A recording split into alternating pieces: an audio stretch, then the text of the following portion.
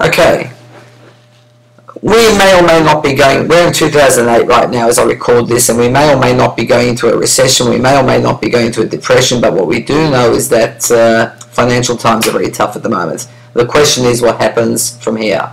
And nobody knows what's going to happen from now in 6 months' time, 3 days' time, 2 years' time, or 10 years' time. But what I do know is that history has a way of repeating itself. So what I found from here is a chart from the Wall Street Journal. And this chart, shows the market, the stock market for the last 100 years. And what you can see on this side down here is you can see that 100 years ago the stock market, as measured by the Dow Jones, was somewhere between 1 point and 100 points. And that's how the stock market grew over the next few years. And you can see a spike in the market between the red spots, where the Great Depression started and finished. So what you see here is that the stock market grew dramatically, then flattened off where it's red, then grew dramatically again, and then crashed in the Great Depression. And then what we can see that occurred is that there was a great bull run that went from it started off with the Second World War and kicked right through to about 1965. And then what happened after 1965 is that we had a 20-year period when the market essentially went flat. And then we had the bull run that lasted from 1985 right through to 1999. And then we had the crash in 1999, 2001, that started off with a tech wreck and then completed with the various crashes over 2002, 2003. Then we went to another, what looked like a miniature bull run, but really is part of that same cycle to where we are today, where the market has crashed dramatically. So what I want you to notice about this chart is very, very interesting in my opinion. That the stock market doesn't grow continuously. And what's more than that, this is a cycle here of 100 years. So what you don't really see are the daily fluctuations or the weekly fluctuations in the market. What we're seeing here is annual fluctuations. Each up or down is at least 1 year, 2 years or more.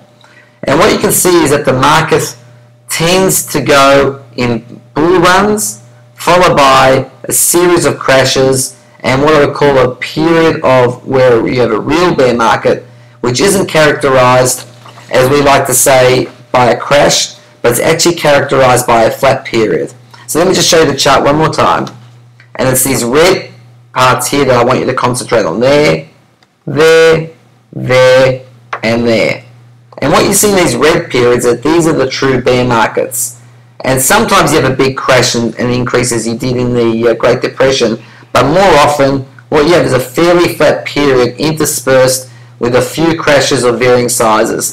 So what I can say is this, that these periods seem to last anywhere from 10 years to 20 years. And the current one, which the Wall Street Journal says started in roughly 2001, is actually so far only about 5 or 6, it was probably only 7 years long. So what I'm saying is this, if history is any guide, in order to get the stock market back onto a reasonably flat curve, the market has to flatten off or crash dramatically even further than it has, but let's say at least flatten off for probably another 5 to 10 years at the least. So I'm preparing for a worst case scenario, and the worst case scenario that I'm planning for is this, is that the next 5 to 10 years will be characterized by not another bull run, not with the markets going up, but with the markets generally being flat, which means that at the beginning of a 20-year period to the end of a 15, say to 20-year period, that the Dow Jones will basically start and end at roughly the same number. But in between, that there will be rises and falls of some significance, and that we don't know how large those rises or falls will be, but probably 10-20% swings in the market over that entire period here or there. So what I'm saying is that what I think we're going to see for a period of time before we hit the next bull run is a period of generally flat growth in the market interspersed with volatility. And that's, my friends, what I think we need to be preparing for. And this is the first video of a series of 4. The next 3 videos will tell you exactly what to do at various stages in your financial life to prepare for the current market that we have.